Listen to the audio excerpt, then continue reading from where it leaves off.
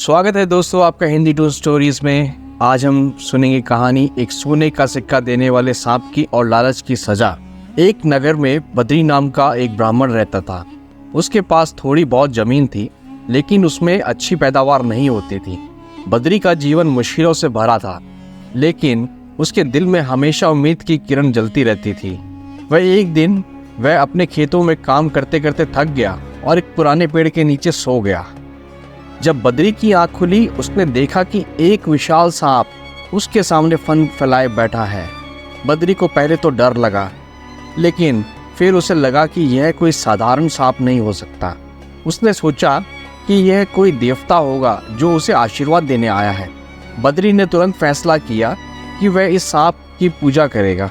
बद्री उठा और दौड़कर गांव के एक दूध वाले से दूध लेकर आया। उसने मिट्टी के एक बर्तन में दूध डालकर सांप के सामने रखा और हाथ जोड़कर बोला, हे देवता, मुझे क्षमा करें कि मैं आपको अब तक साधारण सांप समझता रहा। कृपया अपनी कृपा दृष्टि मुझ पर बनाए रखें और मुझे धन धान्य प्रदान करें। यह कहकर बद्री अपने घर लौट गया। अगले दिन जब बद्री वापस खेत पहुंचा, तो उसने देखा कि जहां उसने सांप को दूध पिलाया था, वहां एक सोने का सिक्का पड़ा हुआ था। बद्री की खुशी का ठिकाना नहीं रहा। उसने सोने का सिक्का उठाया और भगवान का धन्यवाद किया। अब बद्री रोज सांप को दूध पिलाने लगा और सांप रोज उसे एक सोने का सिक्का देने लगा। बद्री का जीवन अब खुशहाल हो गया था। कुछ समय बाद बद्री को किसी जरूरी काम से दूर देश जाना पड़ा।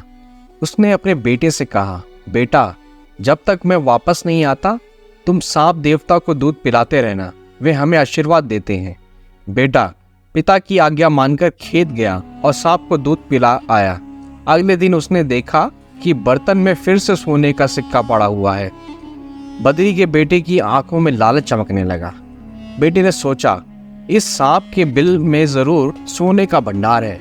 उसने सांप के बिल को खोदने का मन बना लिया, लेकिन सांप से डरता था। उसने योजना बनाई कि जैसे ही सांप दूध पीने आएगा, वह उसके सिर पर लाठी से वार करेगा। सांप मर जाएगा और फिर वह बिल खोदकर सारा सोना निकाल लेगा। अगले दिन बेटे ने अपनी योजना के अनुसार काम किया।